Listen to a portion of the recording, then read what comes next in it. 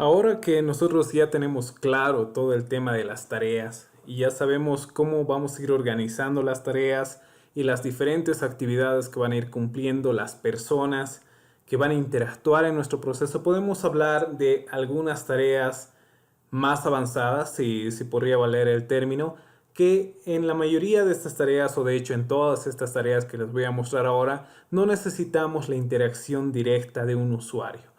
Por ejemplo, podríamos hablar de las tareas de ejecución de scripts, en las cuales lo único que necesitamos que haga es que un sistema realice un cierto trabajo específico. Por ejemplo, si lo que nosotros necesitamos es actualizar una base de datos, podríamos tener la tarea actualizar base de datos, en la cual nosotros simplemente necesitamos que se ejecute una consulta a la base de datos, una consulta SQL, una consulta a Postgres, cualquier tipo de consulta a una base de datos. Podríamos tener esta tarea del tipo script o de ejecución de script. Entonces, como les digo, es básicamente la ejecución de un segmento de código. Si nosotros lo único que necesitamos hacer es crear un nuevo usuario, por ejemplo, podríamos tener una tarea denominada crear usuario, en la cual lo único que necesitamos es que se ejecute un script específico para crear un nuevo usuario en nuestro sistema. De esta manera, una vez que nuestros usuarios llenan toda la información de este usuario, proveen toda la información de este usuario en una tarea anterior, podemos pasar a esta tarea del tipo script, en la cual nosotros no necesitamos la interacción de ningún usuario, simplemente en nuestro proceso el sistema crea el usuario y continúa con los siguientes pasos de nuestro proceso. Estas ya serían las tareas de ejecución de script, como les digo. Si lo único que necesitan dentro de su proceso en una tarea es que se ejecute un segmento de código o se realice una acción en específico dentro de un sistema en la cual no necesitamos la interacción de un usuario, entonces estamos trabajando con este tipo de tareas. Podemos hablar también de las tareas de servicio, en las cuales nosotros vamos a estar comunicándonos con un servicio externo.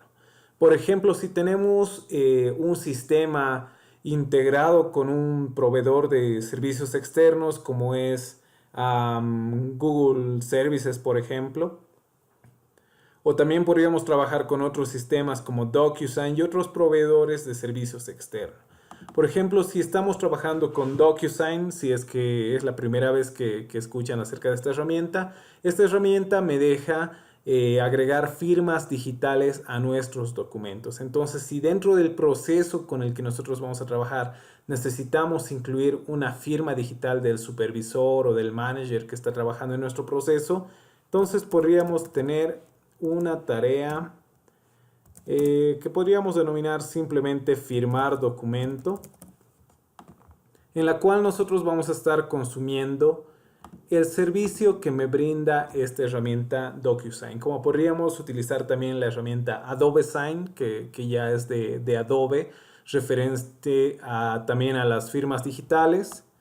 Y como les mencionaba, tal vez también podríamos trabajar con los servicios que me ofrecen los Google Apps o los Google Services, en las cuales nosotros vamos a enviar toda la información que tenemos a un Google Spreadsheet o una hoja de cálculo de Google. Entonces podríamos tener algo así.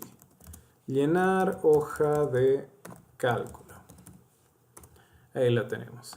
Y para hacer el envío de toda esta información vamos a estar consumiendo un servicio de Google directamente. Como también podríamos trabajar con los servicios de Google Drive para almacenar un documento en Google Drive. Ahí lo tenemos. Y esta también va a ser una tarea de servicio. Como les digo, entonces este icono de acá, este icono de los engranajes, representa las tareas de servicio, que ya les había explicado, que es básicamente la interacción que nosotros vamos a realizar con un servicio de un sistema externo o de un proveedor externo. Muy bien, y finalmente, para cerrar este tema de los tipos de tarea que nosotros vamos a utilizar dentro de nuestros procesos, me gustaría mencionarles esta tarea bastante especial llamada subproceso. Entonces, si nosotros podemos imaginar un proceso de contratación, por ejemplo, en el cual dentro de la primera tarea nosotros recibimos al usuario y generamos el nuevo registro del usuario. Podríamos llamar esta tarea generar registro de nuevo usuario o nuevo empleado, de hecho. Ahí lo tenemos. Y este subproceso se podría referir al proceso de capacitación.